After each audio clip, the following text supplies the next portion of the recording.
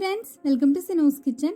ഞാൻ ഇന്ന് വന്നിട്ടുള്ളത് ഒരു സ്നാക്ക് റെസിപ്പി ആയിട്ടാണ്. നമുക്ക് വളരെ പെട്ടെന്ന് തയ്യാറാക്കാൻ പറ്റുന്ന നല്ല ടേസ്റ്റി ആയിട്ടുള്ള ഒരു സ്നാക്കാണിത്. മൈസൂർ ബോണ്ടയാണ് ഞാൻ ഇന്ന് തയ്യാറാക്കിയിട്ടുള്ളത്. അപ്പോൾ നമുക്ക് ഇതെങ്ങനെ ചെയ്യുന്നതെന്ന് നോക്കാം. അതിന് മുൻപായിട്ട് എൻ്റെ ഈ ചാനൽ സബ്സ്ക്രൈബ് ചെയ്യാത്തവരെ സബ്സ്ക്രൈബ് ചെയ്യുക. കൂടെ കാണുന്ന ബെൽ ബട്ടൺ ക്ലിക്ക് ചെയ്യുന്ന സമയത്ത് ഓൾ എന്ന് തന്നെ പ്രസ് ചെയ്യണം. എങ്കിൽ മാത്രമേ പുതിയ വീഡിയോസിൻ്റെയൊക്കെ നോട്ടിഫിക്കേഷൻസ് നിങ്ങൾക്ക് കറക്റ്റായിട്ട് ലഭിക്കുകയുള്ളൂ. അപ്പോൾ നമ്മുടെ ഒരു മൈസൂർ ബോണ്ട തയ്യാറാക്കാൻ വേണ്ടിയിട്ട് ഞാൻ ആദ്യം തന്നെ ഇവിടെ ഒരു ബൗൾ എടുത്ത് വെച്ചിട്ടുണ്ട്.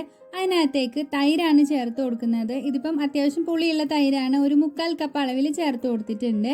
ഇനി ഇതിലേക്ക് നമുക്ക് ആവശ്യത്തിനുള്ള ഉപ്പും കൂടെ ചേർത്ത് കൊടുക്കാം. ഇനി നമുക്ക് ആവശ്യമായിട്ടുള്ളത് ബേക്കിംഗ് സോഡയാണ്. ഞാനിവിടെ 1 ടീസ്പൂൺ അളവിൽ ബേക്കിംഗ് സോഡ കൂടി ചേർത്ത് കൊടുത്തിട്ടുണ്ട്. ഇനി നമുക്കിത് നല്ല രീതിക്കൊന്ന് മിക്സ് ചെയ്ത് കൊടുക്കാം. ഒരു സ്പൂൺ വെച്ച് തന്നെ നന്നായിട്ട് അങ്ങ് മിക്സ് ചെയ്ത് കൊടുത്താൽ മതി.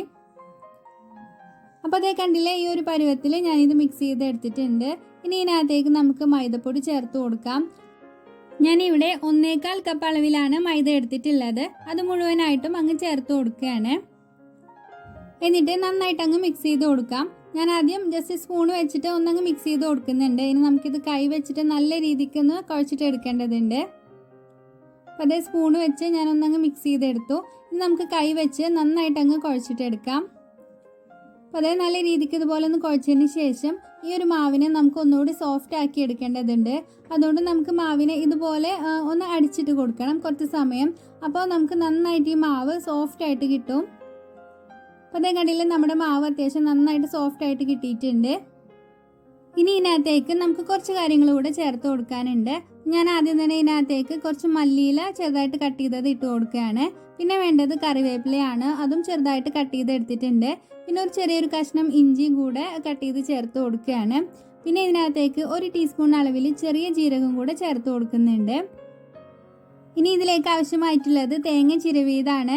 ഞാനിവിടെ ഒരു 2 ടേബിൾ സ്പൂൺ അളവിലാണ് തേങ്ങ ചിരവിയത് എടുത്തിട്ടുള്ളത്.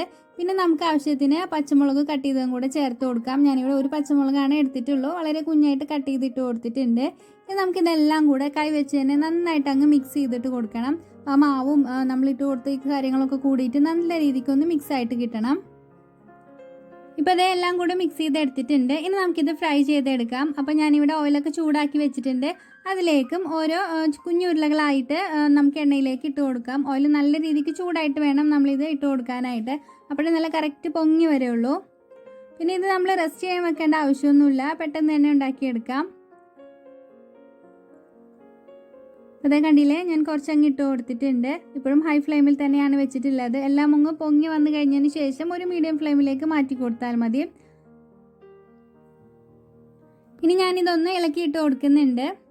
പിന്നെ നമ്മളിത് ഫ്രൈ ചെയ്യാൻ വേണ്ടിയിട്ട് ഒത്തിരി സമയമൊന്നും വേണ്ട, പെട്ടെന്ന് തന്നെ റെഡിയായി കിട്ടും. അപ്പോൾ അതേ കണ്ടില്ലേ, ഞാൻ തിരിച്ചും മറിച്ചൊക്കെ ഇട്ടിട്ട് നല്ല സൂപ്പറായിട്ട് ഫ്രൈ ആയിട്ട് വന്നിട്ടുണ്ട്. അപ്പോൾ ഇത്രയേ ഉള്ളൂ, നമ്മുടെ ടേസ്റ്റി ആയിട്ടുള്ള മൈസൂർ ബോണ്ട ഇവിടെ തയ്യാറായിട്ടുണ്ട്. ഇനി ഞാനിത് എണ്ണയിൽ നിന്ന് കോരി മാറ്റുകയാണ്. അപ്പോൾ ബാക്കിയുള്ളത് നമുക്ക് ഇതേപോലെ തന്നെ ഫ്രൈ ചെയ്തിട്ട് എടുക്കാം. അപ്പോൾ നല്ല ടേസ്റ്റി ആയിട്ടുള്ള നമ്മുടെ മൈസൂർ ബോണ്ട എല്ലാവരും വീട്ടിലൊന്ന് തയ്യാറാക്കി നോക്കുക. നല്ല സിമ്പിളാണ് തയ്യാറാക്കാൻ വേണ്ടിയിട്ട്. പിന്നെ ഞാൻ ഇതിൻ്റെ കൂടെ കഴിക്കാൻ വേണ്ടിയിട്ട് തേങ്ങാ ചട്നിയാണ് തയ്യാറാക്കി എടുത്തിട്ടുള്ളത്. അപ്പോൾ ബോണ്ടയും തേങ്ങാ ചട്നിയും നല്ലൊരു കോമ്പിനേഷൻ തന്നെയാണ്. അപ്പോൾ നിങ്ങളെല്ലാവരും ഈ ഒരു റെസിപ്പി ട്രൈ ചെയ്യുന്നതിന് കൂടെ തന്നെ എൻ്റെ ഈ ചാനൽ കൂടെ ഒന്ന് സബ്സ്ക്രൈബ് ചെയ്യുക. കൂടെ തന്നെ ലൈക്ക് ചെയ്യാനും ഷെയർ ചെയ്യാനും കമൻറ്റ് ചെയ്യാനും മറന്നു പോകരുത്. അപ്പോൾ നമുക്ക് അടുത്ത വീഡിയോയിൽ മറ്റൊരു അടിപൊളി റെസിപ്പിയുമായി കാണുന്നതുവരേക്കും ബൈ.